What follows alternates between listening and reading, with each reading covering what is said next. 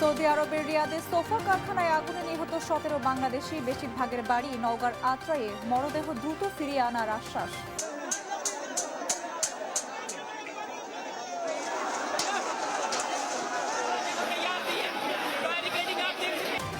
তীব্র হয়েছে ঝাড়খণ্ডের শিক্ষার্থী আন্দোলন। বিধানসভা ঘেরাও কর্মসূচি ঘিরে পুলিশের সঙ্গে তুমুল সংঘর্ষ, আটক কয়েকজন। শান্তি চুক্তিতে আংশিক রাজি তেহরান, বললেন মার্কিন প্রেসিডেন্ট। ইরানের শীর্ষ নিরাপত্তা সংস্থায় রদবদল। একদিনের ব্যবধানে থাইল্যান্ডের ফের গোলাগুলি, সাবেক এমপির গুলিতে নিহত পুলিশ কর্মকর্তা, আটক হামলাকারী। এবং জাপানের পর এবার চীনের পূর্ব উপকূলে আঘাত হানল টাইফুন ডলফিন। সরিয়ে নেওয়া হয়েছে 10 লাখ বাসিন্দাকে। পাহাড়ি অঞ্চলে রেড অ্যালার্ট জারি। আমন্ত্রণ আন্তর্জাতিক সংবাদে, সঙ্গে আছি আমি সঞ্জিদা হক। সৌদি আরবের রাজধানী রিয়াদের মুসা সানাইয়া এলাকার একটি সোফা কারখানায় ভয়াবহ অগ্নিকাণ্ডে 17 বাংলাদেশি শ্রমিকের মৃত্যু হয়েছে। স্থানীয় সময় রোববার দুপুর 2টা থেকে 3টার দিকে এই দুর্ঘটনা ঘটে। নিহতদের অধিকাংশের বাড়ি নওগাঁ জেলার আত্রাই উপজেলার বিভিন্ন এলাকায় বলে জানা গেছে।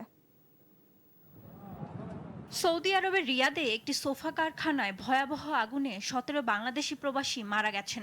স্থানীয় সময় রোববার দুপুর 2টা থেকে 3টার দিকে এই দুর্ঘটনা ঘটে। প্রত্যক্ষদর্শীদের বরাত দিয়ে জানা যায়, ওই কারখানায় মোট 19 জন বাংলাদেশি কর্মরত ছিলেন। অগ্নিকাণ্ডের সময় আগুনে দগ্ধ হয়ে 7 জন এবং ধোঁয়ায় শ্বাসরোধ হয়ে 10 জনের মৃত্যু হয়। বাকি 2 জন বাইরে থাকায় তারা বেঁচে যান। প্রাথমিকভাবে জানা গেছে, নিহতদের অধিকাংশের বাড়ি নওগাঁ ও নাটোর জেলায়। নওগাঁর আত্রাই উপজেলার নিহতদের মধ্যে যাদের পরিচয় পাওয়া গেছে তারা হলেন উপজেলার বিশা ইউনিয়নের বিশা গ্রামের সাগর ও মজিদুল, উদনপই গ্রামের ফরিদ শেখ, ডুবাই গ্রামের সুমন ও হাসিবুর রহমান, কালিকাপুর ইউনিয়নের গন্ডগোহালি গ্রামের মোহন প্রামাণিক, সুমন প্রামাণিক, রোবেল হোসেন, কলি প্রামাণিক এবং পারকাসুন্দা গ্রামের আব্দুল জলিল। এই ভয়াবহ অগ্নিকাণ্ডে প্রবাসী বাংলাদেশিদের মর্মান্তিক মৃত্যুতে গভীর শোক ও দুঃখ প্রকাশ করেছেন প্রবাসী কল্যাণ ও বৈদেশিক কর্মসংস্থান মন্ত্রী আরিফুল হক চৌধুরী। সৌদি আরবে অবস্থিত বাংলাদেশ দূতাবাসের মাধ্যমে দুর্ঘটনাস্থল এবং স্থানীয় কর্তৃপক্ষের সঙ্গে সার্বক্ষণিক যোগাযোগ রাখা হচ্ছে বলেও জানিয়েছেন তিনি। নিহত প্রবাসীদের মরদেহ দ্রুত দেশে ফিরিয়ে আনা এবং তাদের পরিবারের জন্য প্রয়োজনীয় সরকারি সহায়তা ও ক্ষতিপূরণ নিশ্চিত করতে সংশ্লিষ্ট কর্মকর্তাদের নির্দেশ দেওয়া হয়েছে। জানাতুল মাওয়া, নিউজ ডেস্ক, দেশ টিভি। ভারতের ঝাড়খণ্ড রাজ্যে তীব্র হয়েছে শিক্ষার্থী আন্দোলন। সোমবার রাঁচির বিধানসভা ঘেরাও করতে গেলে পুলিশের সঙ্গে সংঘর্ষ বাধে ছাত্রদের। পরিস্থিতি নিয়ন্ত্রণে লাঠিচার্জ ও টিয়ার গ্যাস ছোড়ে পুলিশ। রণক্ষেত্রে পরিণত হয় পুরো এলাকা। আটক করা হয় কয়েকজনকে। রাজ্য সরকারের দাবি, শিক্ষার্থীদের দাবি মানার পরও আন্দোলন প্রত্যাহার করছে না তারা। ভারতে একের পর এক শিক্ষার্থীদের আন্দোলন। দিল্লির পর এবার গর্জে উঠেছে ঝাড়খণ্ডের শিক্ষার্থীরা। প্রশ্ন ফাঁসের ঘটনাকে কেন্দ্র করে গেল 17 দিন ধরে রাজ্যটিতে চলছে বিক্ষোভ। ভারতের ঝাড়খণ্ডে সরকারি নিয়োগ পরীক্ষায় অনিয়মের অভিযোগে শুরু হওয়া শিক্ষার্থীদের আন্দোলন আরও তীব্র হয়েছে। সোমবার রাজ্যের রাজধানী রাঁচিতে বিধানসভা ঘেরাও কর্মসূচি ঘোষণা দিয়েছে বিক্ষোভকারীরা। প্রতিবাদের প্রধান কারণ ঝাড়খণ্ড পাবলিক সার্ভিস কমিশন জেপিএসসি এবং ঝাড়খণ্ড স্টাফ সিলেকশন কমিশন জেএসএসসি এর পরিচালিত নিয়োগ পরীক্ষার প্রশ্নপত্র ফাঁস। বিধানসভা ঘেরাও কর্মসূচিতে যোগ দিতে ঝাড়খণ্ডের বিভিন্ন জেলা থেকে হাজারো ছাত্রছাত্রী রাঁচিতে পৌঁছায়। শহরের আইন শৃঙ্খলা অবনতির আশঙ্কায় সতর্ক অবস্থানের প্রশাসন। প্রধান সংযোগস্থলে ব্যারিকেড দেয়া সহ রাঁচির বেশিরভাগ স্কুল বন্ধ রাখা হয়েছে। তবে এসব ব্যারিকেড ভেঙে বিধানসভার দিকে অগ্রসর হয় আন্দোলনকারীরা। এ সময় তাদের ছত্রভঙ্গ করতে লাঠিচার্জ, জলকামান ও কাঁদানে গ্যাস ছোড়ে পুলিশ।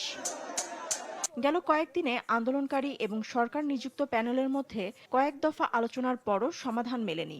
রাজ্য সরকারের দাবি, তারা শিক্ষার্থীদের দাবির 98% মেনে নিয়েছে এবং প্রতিবাদ প্রত্যাহারের অনুরোধ জানিয়েছে। এদিকে শিক্ষার্থীরা জানায়, সরকার মাত্র 3টি পরীক্ষা বাতিল করতে রাজি হয়েছে, যেখানে তাদের দাবি ছিল 13টি পরীক্ষা বাতিলের। এছাড়াও সিবিআই তদন্তের দাবিও জানিয়েছিল বিক্ষোভকারীরা। জেপিএসসি জেএসএসসি রিফর্ম মঞ্চের নেতা রবীন্দ্র পাসওয়ান বলেছেন, সিবিআই তদন্তের দাবিতে তারা অটল রয়েছেন। এদিকে রোববার রাজ্যে জেপিএসসিতেও একটি বড় ধরনের রদবদল দেখা গেছে। সিআইডি তলবের পর পদত্যাগ করেছেন ৩ জন সদস্য। সেই সঙ্গে সাবেক চেয়ারপারসন এল খিয়াং থেকে গ্রেপ্তার করা হয়েছে। ফাতেমা তাসনিম, নিউজ ডেস্ক, দেশ টিভি। ইরান যুক্তরাষ্ট্র শান্তি চুক্তিতে আংশিক সম্মত হয়েছে তেহরান। অর্থনৈতিক চাপের গ্যাড়াকলে ফেলে পুরোটা রাজি করাতে হবে। সামাজিক মাধ্যমে এমন মন্তব্য মার্কিন প্রেসিডেন্ট ডোনাল্ড ট্রাম্পের।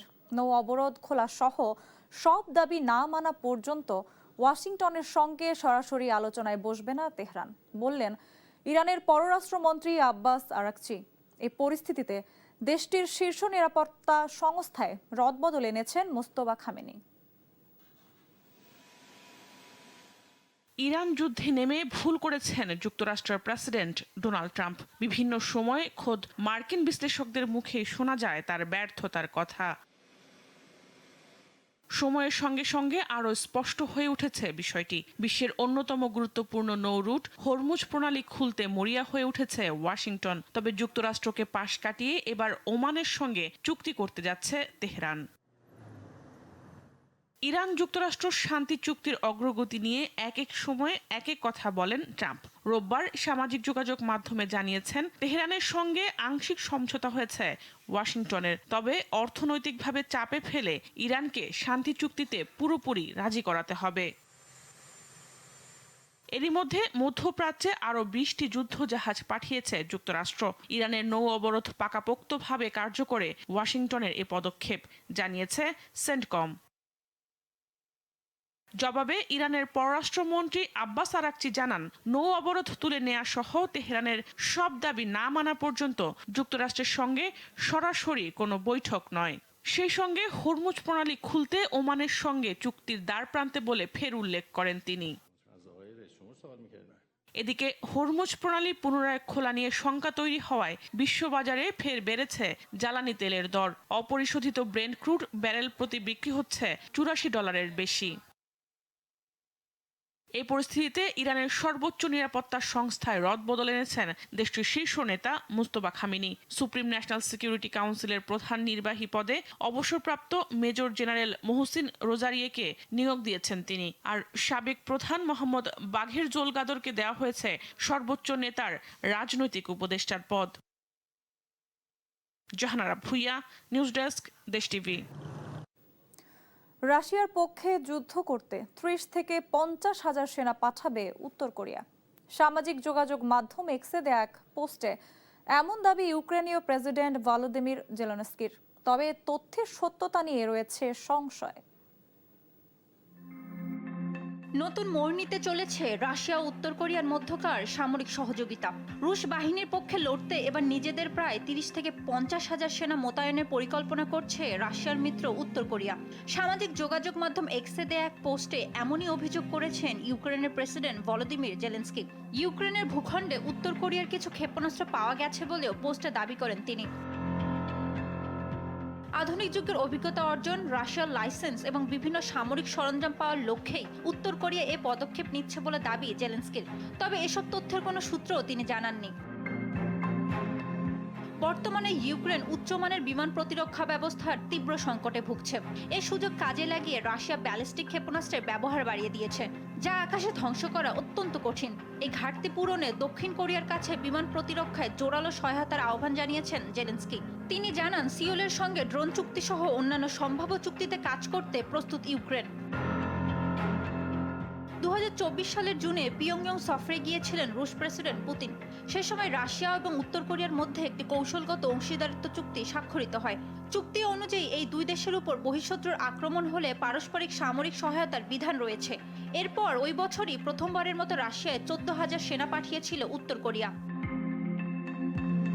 জানাতুল মাওয়া, নিউজ ডেস্ক, দেশ টিভি। একদিনের ব্যবধানে ফের গোলাগুলি হয়েছে থাইল্যান্ডের ব্যাংককের ননথাবুরি প্রদেশে।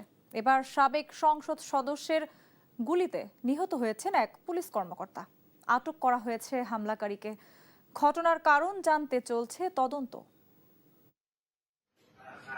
সোমবার সকালে পুলিশ কর্মকর্তার সরকারি বাসভবনে ঢুকে তাকে এলোপাতাড়ি গুলি করে সাবেক সংসদ সদস্য চালং রিয়াওরিং। সে সময় গুলিবিদ্ধ হন পুলিশ কর্মকর্তার গাড়ি চালকও। এই ঘটনা ঘটে ব্যাংককের নুনথুব্রি প্রদেশে। গোলাগুলির কিছুক্ষণ পরই ইউটিউবে লাইভের এক অনুষ্ঠানে ফোন দিয়ে বিষয়টি স্বীকার করেন হামলাকারী। এতে অপ্রস্তুত হয়ে পড়েন দুই মিডিয়া ব্যক্তিত্ব। ตายเลยเหรอแล้วพี่จะไปไหนพี่อยู่ไหนพี่ต้องอยู่ตรงไหนพี่ต้องรอตำรวจนะอย่าไปไหน অবশ্য গুলিবিদ্ধ পুলিশকে হাসপাতালে নেয়ার পর মৃত্যু হয়। খবর পেয়ে ঘটনাস্থল থেকে আটক করা হয় চালংকে। পরে পুলিশ স্টেশনেই সংবাদ সম্মেলন করে নিহত পরিবারের কাছে ক্ষমা চান তিনি। হামলার কারণ জানতে চলছে তদন্ত।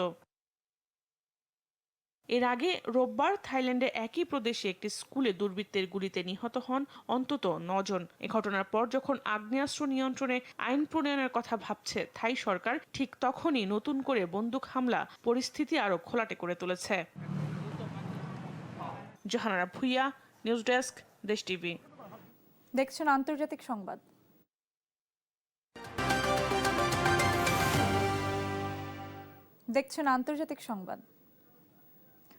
চীনের পূর্ব উপকূলে আঘাত এনেছে চলতি বছরের সবচেয়ে শক্তিশালী টাইফুন ডলফিন। এর প্রভাবে প্রবল বৃষ্টি ও বাতাসের কারণে পূর্ব চীনের বিভিন্ন অঞ্চল থেকে 10 লাখেরও বেশি মানুষকে নিরাপদ স্থানে সরিয়ে নেওয়া হয়েছে। ভূমিধসের ঝুঁকি থাকায় পাহাড়ি অঞ্চলে জারি করা হয়েছে রেড অ্যালার্ট। টাইফুনের প্রভাবে ফিলিপাইনে দেখা দিয়েছে প্রবল বন্যা ও ভূমিধস। তাইওয়ানে বাতিল করা হয়েছে 180টির বেশি ফ্লাইট। বছরের সবচেয়ে শক্তিশালী ক্রান্তীয় টাইফুন ডলফিনের মুখোমুখি চীন। রোববার বিকাল 5:30টার দিকে দেশটির ঝেজিয়াং প্রদেশের ইউহুয়ানের কাছে এই টাইফুনটি আঘাত হানে। উপকূলে আঘাত হানার সময় বাতাসের গতি ছিল ঘন্টায় 151 কিলোমিটার, যা ক্যাটাগরি 1 হ্যারিকেনের সমান। দেশটির আবহাওয়া কর্তৃপক্ষ জানিয়েছে ঝড়টির প্রভাবে বন্যা ও ভূমিধসের ঝুঁকি তৈরি হয়েছে। টাইফুনের কারণে চীনের বিভিন্ন এলাকা থেকে 10 লাখেরও বেশি মানুষকে নিরাপদ স্থানে সরিয়ে নেওয়া হয়েছে। বাতিল করা হয়েছে প্রায় 1400 ফ্লাইট। 1000-এরও বেশি জরুরি আশ্রয়কেন্দ্র খোলা হয়েছে। পাশাপাশি জলপথের পরিবহন, নির্মাণ প্রকল্প এবং মাছ ধরার নৌকাগুলোকে নিরাপদ স্থানে ফিরিয়ে আনা হয়েছে।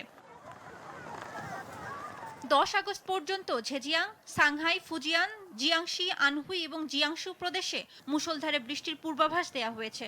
বড় ধরনের বন্যার আশঙ্কার কথা জানিয়েছে চীনের পানি সম্পদ মন্ত্রণালয়। ভূমিধসের ঝুঁকি থাকায় পাহাড়ি অঞ্চলে জারি করা হয়েছে রেড অ্যালার্ট। আবহাওয়া অফিস জানিয়েছে টাইফুনটি পশ্চিম দিকে অগ্রসর হয়ে ধীরে ধীরে দুর্বল হয়ে পড়লেও এর দীর্ঘস্থায়ী বৃষ্টির কারণে বন্যা ও ভূমিধসের ঝুঁকি আরো বাড়তে পারে। চীনের পাশাপাশি তাইওয়ান, ফিলিপাইনেও টাইফুন ডলফিনের প্রভাব পড়েছে। তাইওয়ানের প্রবল বাতাস ও বৃষ্টির কারণে ডজন খানেক ফেরি এবং 180টিরও বেশি ফ্লাইট বাতিল করা হয়েছে। ফিলিপাইনে টাইফুনের প্রভাবে প্রবল বন্যা ও ভূমিধস দেখা দিয়েছে। নিরাপদ স্থানে সরিয়ে নেওয়া হচ্ছে মানুষদের। এর আগে শনিবার জাপানে আঘাত করেছিল টাইফুনটি। এতে অন্তত 6 জন আহত এবং বিদ্যুৎ বিচ্ছিন্ন হয়ে পড়ে 50,000-এরও বেশি ভবন। জানাতুল মাওয়া, নিউজ ডেস্ক, দেশ টিভি। বল্ড রেঞ্জ দাবানলে পড়ছে কানাডার ব্রিটিশ কলাম্বিয়া। প্রদেশটি থেকে অন্তত 20,000 মানুষ ঘরবাড়ি ছাড়তে বাধ্য হয়েছেন। এদিকে পূর্ব স্পেনের কাস্তেলন অঞ্চল, সেগোভিয়া পর্বতমালা সহ বেশ কয়েকটি প্রদেশে জ্বলছে দাবানল। ফ্রান্সে বেশ কিছু দাবানল নিয়ন্ত্রণে এলেও নতুন করে তাপপ্রবাহ শুরু হওয়ায় আবারও বেড়েছে ঝুঁকি। তীব্র আগুনে পুড়ে ছারখার হেক্টরের পর হেক্টর বনভূমি। মানুষের বসবাসের জায়গাও এখন ধ্বংসস্তূপ। তবুও থামেনি দাবানলের তাণ্ডব। দিনে দিনে আরও ভয়াবহ আকার ধারণ করেছে। কানাডার ব্রিটিশ কলম্বিয়ার সামারল্যান্ডের কাছে পাহাড়ি ঢলে জ্বলছে দাবানল। গাছপালা আগুনে পুড়ে ছাই হয়ে গেছে। জরুরি যানবাহনগুলো ঘটনাস্থলে পৌঁছালেও বাসিন্দাদের সরে যাওয়ার নির্দেশ বহাল রেখেছে প্রশাসন। শনিবার জরুরি অবস্থা জারি করার পর দ্বিগুণ আকারে ছড়িয়েছে দাবানল। কর্মকর্তারা জানিয়েছেন দেশটিতে বোল্ড রেঞ্জ দাবানলের কারণে ব্রিটিশ কলম্বিয়ার 20,000-এর বেশি মানুষ তাদের ঘরবাড়ি ছাড়তে বাধ্য হয়েছেন। উদ্বেগের বিষয় হলো কখন আপনি বাড়িতে ফিরতে পারবেন তা নির্দিষ্ট নয়। আর ভালো খবর হলো পিচল্যান্ডে আমাদের কোনো বাড়িঘর ধ্বংস হয়নি। সবাইকে আরো ধৈর্য ধরতে হবে, কারণ কয়েক ঘন্টা পরেই পরিস্থিতি কি হবে তা না জেনে কাউকে ফেরত পাঠানো সম্ভব নয়। এদিকে রোববার পূর্ব স্পেনের কাস্তেলন অঞ্চলে দমকল কর্মী দাবানল মোকাবেলা করেছে। এ সময় সরিয়ে নেওয়া হয় প্রায় 700 জনকে। এছাড়াও সেগোভিয়া পর্বতমালা এবং দক্ষিণ হুয়েলোভা প্রদেশে আরও বেশ কয়েকটি দাবানল নিয়ন্ত্রণের চেষ্টা করছে দমকল কর্মীরা। তিরিক শহরে শুরু হওয়া দাবানলে 19 কিলোমিটারের মধ্যে অন্তত 684 হেক্টর এলাকা পুড়ে গেছে। হতাহতের কোনো খবর পাওয়া না গেলেও প্রশাসন সব ধরনের সতর্কতা জারি করেছে। একই ভয়াবহতা ইউরোপের আরেক দেশ ফ্রান্সে। রোববার দক্ষিণ পশ্চিম ফ্রান্সের শাঁ-দিলাক শহরে দমকল কর্মীরা আগুন নিয়ন্ত্রণে এনেছে। তবে নতুন করে তাপপ্রবাহ শুরু হওয়ায় আরও বেড়েছে ঝুঁকি। বৃহস্পতিবার বোর্দো শহরের তাপমাত্রা সর্বোচ্চ 39 ডিগ্রি সেলসিয়াসে পৌঁছাতে পারে। জুলাই মাসের শেষের দিকে জিরোন্দোতে 42,000 হেক্টর জমি পুড়ে যায় এবং 2 লাখের বেশি মানুষ গৃহহীন হয়ে যায়। ফাতেমা তাসনিম, নিউজ ডেস্ক, দেশ টিভি।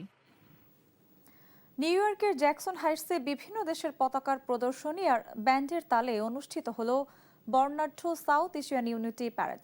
এবারের প্যারেডের নেতৃত্ব দিয়েছে বাংলাদেশ। ভারত, পাকিস্তান, নেপাল সহ দক্ষিণ এশিয়ার 8 দেশের মানুষের অংশগ্রহণে বৈচিত্র্যময় আয়োজনে ফুটে ওঠে ঐক্যের বার্তা। রোববার নিউ ইয়র্কের জ্যাকসন হাইটসের ব্যস্ত সড়ক হয়ে ওঠে দক্ষিণ এশিয়ার সংস্কৃতির মিলন মেলায়। বর্ণিল সাজ, ঢাকঢোলে উদযাপিত হলো প্রথম সাউথ এশিয়ান ইউনিটি প্যারেড 2026। বাংলাদেশের নেতৃত্বে আয়োজিত এ প্যারেডে অংশ নেয় ভারত, পাকিস্তান, নেপাল সহ দক্ষিণ এশিয়ার 8 দেশ। পোশাক, সঙ্গীত আর নৃত্যের মাধ্যমে প্রতিটি কমিউনিটি তুলে ধরে নিজ দেশের ইতিহাস, সংস্কৃতি ও ঐতিহ্য। বাংলাদেশের প্রতিনিধিত্ব করতে প্যারেডে অংশ নেন দেশের জনপ্রিয় শিল্পীরাও।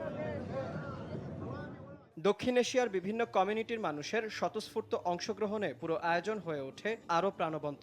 বৈচিত্র্যের মধ্যেও পারস্পরিক শ্রদ্ধা, সম্প্রীতি ও ঐক্যের বার্তা ছিল প্যারেডের মূল আকর্ষণ। আয়োজকদের মতে অল্প সময়ের মধ্যে ব্যাপক প্রস্তুতি ও অক্লান্ত পরিশ্রমের পাশাপাশি বিভিন্ন কমিউনিটির সহযোগিতায় সফল হয়েছে এই আয়োজন। আমরা আসলেই খুব হ্যাপি যে আমাদের এই এশিয়ান প্রোগ্রামে আমরা ভবিষ্যতে আরো ভালো করতে চাই। নেক্সটে যেন আরো এরকম প্যারেড হয় এবং আরো লোক যেন সমাগম হয়। Day for Jackson Heights because we bring the unity to in the South Asian and we are here to so many district leaders marching with us. I really feel really good because it's about the peace. It's about unity among South Asian community. Parade সত্যিকার অর্থে অত্যন্ত আনন্দপূর্ণ, জাঁকজমকপূর্ণ parade হয়েছে। বর্ণাঢ্য এই আয়োজনের বিশেষ সম্মাননা গ্র্যান্ড মার্শাল হিসেবে নির্বাচিত হন বাংলাদেশ সোসাইটির ট্রাস্টি বোর্ডের চেয়ারম্যান শাহনওয়াজ। নিউ ইয়র্কের দক্ষিণ এশীয় কমিউনিটিগুলোর মধ্যে পারস্পরিক যোগাযোগ ও বন্ধন আরও শক্তিশালী করাই ছিল এই প্যারেডের অন্যতম লক্ষ্য। নিউজ ডেস্ক, দেশ টিভি। ইদানিং ডিপফেক ভিডিও দেখে বোঝার উপায় নেই কোনটি আসল আর কোনটি নকল ঘটনা। কৃত্রিম বুদ্ধিমত্তার যুগে এখন শুধু ছবি নয়, মানুষের মুখ, কণ্ঠস্বর, এমনকি পুরো ভিডিও হুবহু নকল করা সম্ভব। তবে বিশ্লেষণধর্মী কয়েকটি উপায়ে এর পার্থক্য বোঝা যায়। This demonstration video has been crafted using the মার্কিন প্রেসিডেন্ট যা বলছেন তা ভুয়া। রাষ্ট্রের বাঘা বাঘা নেতারা একে অপরের পেছনে দৌড়াচ্ছেন। চোখের সামনে দেখা এমন ভিডিও মিথ্যে। কৃত্রিম বুদ্ধিমত্তার যুগে এখন শুধু ছবি নয়, মানুষের মুখ, কণ্ঠস্বর, এমনকি পুরো ভিডিও হুবহু নকল করা সম্ভব। এই প্রযুক্তির নাম ডিপফেক। তাহলে কিভাবে বুঝবেন কোনটা সত্য আর কোনটা এআই নির্মিত প্রতারণা? ডিপফেক শব্দটি এসেছে ডিপ লার্নিং এবং ফেক শব্দের সমন্বয়ে। কৃত্রিম বুদ্ধিমত্তা হাজার হাজার ছবি, ভিডিও ও অডিও বিশ্লেষণ করে একজন মানুষের চেহারা, কণ্ঠস্বর ও অভিব্যক্তি অনুকরণ করতে শেখে। এরপর এমন ভিডিও তৈরি করা হয় যা দেখে বাস্তব আর নকলের পার্থক্য করা কঠিন। শুরুতে এই প্রযুক্তি মূলত বিনোদন ও গবেষণার কাজে ব্যবহৃত হলেও এখন এটি ছড়িয়ে পড়েছে প্রতারণা, ভুয়া প্রচারণা, পরিচয় জালিয়াতি ও সাইবার অপরাধে। তবে ডিপফেক ভিডিও চেনার উপায় হলো ভিডিওটি কোথা থেকে এসেছে তা যাচাই করা। কোনো অজানা পেজ বা অ্যাকাউন্টের ভিডিও সহজে বিশ্বাস করা যাবে না। এছাড়া ঠোঁটের নড়াচড়া ও কণ্ঠস্বর মিলছে কিনা তা খেয়াল করলেও অনেকটা আসল নকলের পার্থক্য বোঝা যায়। অনেক সময় কথার সঙ্গে ঠোঁটের নড়াচড়ার সূক্ষ্ম অসামঞ্জস্য দেখা যায়। মুখের চারপাশে চোখের পলক, ত্বকের আলো ছায়া কিংবা চুলের অংশে অস্বাভাবিকতা আছে কিনা তা খেয়াল করলে অনেকটা স্পষ্ট হয়ে যায়। এআই এখনো অনেক ক্ষেত্রে এসব সূক্ষ্ম বিষয় পুরোপুরি নিখুঁতভাবে তৈরি করতে পারে না। শুধু ভিডিও নয়, এআই দিয়ে কণ্ঠস্বর নকল করা যায়। তাই ডিজিটাল যুগে সবচেয়ে বড় নিরাপত্তা হলো সন্দেহ করা, যাচাই করা এবং তারপর বিশ্বাস করা। জোহানারা ভুইয়া, নিউজ ডেস্ক, দেশ টিভি।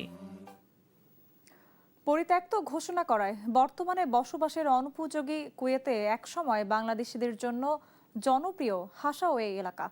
বাধ্য হয়ে বাংলাদেশি প্রবাসীরা অন্য এলাকায় বাসস্থান খুঁজছেন। অনেকে অস্থায়ী আশ্রয়কেন্দ্রে অবস্থান করছেন, যার প্রভাব পড়েছে প্রবাসীদের সামাজিক ও অর্থনৈতিক জীবনেও। মধ্যপ্রাচ্যের ছোট্ট একটি দেশ কুয়েত।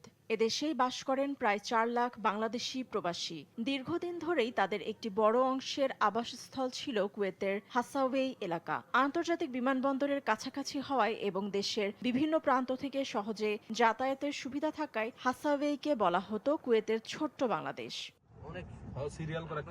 হাসাওয়েই ও পাশের আব্বাসিয়া এলাকাকে কেন্দ্র করে গড়ে উঠেছিল অসংখ্য বাংলাদেশি ব্যবসা প্রতিষ্ঠান। এলাকাটি হয়ে উঠেছিল বাংলাদেশিদের সামাজিক ও অর্থনৈতিক কর্মকাণ্ডের অন্যতম কেন্দ্র। তবে গেল কয়েক বছর আগে কুয়েত সরকার হাসাওয়েই এলাকাকে পরিত্যক্ত ঘোষণা করে। এরপর থেকে নতুন ব্যবসার লাইসেন্স প্রদান ও পুরনো লাইসেন্স নবায়ন কার্যক্রমও বন্ধ হয়ে যায়। পরিস্থিতি আরও অবনতি ঘটে 16 জুলাই। কুয়েত প্রশাসন আবাসিক ভবনগুলোর বিদ্যুৎ সংযোগ বিচ্ছিন্ন করে দেয়। এতে মুহূর্তেই বসবাসের অনুপযোগী হয়ে পড়ে হাসাওয়েই।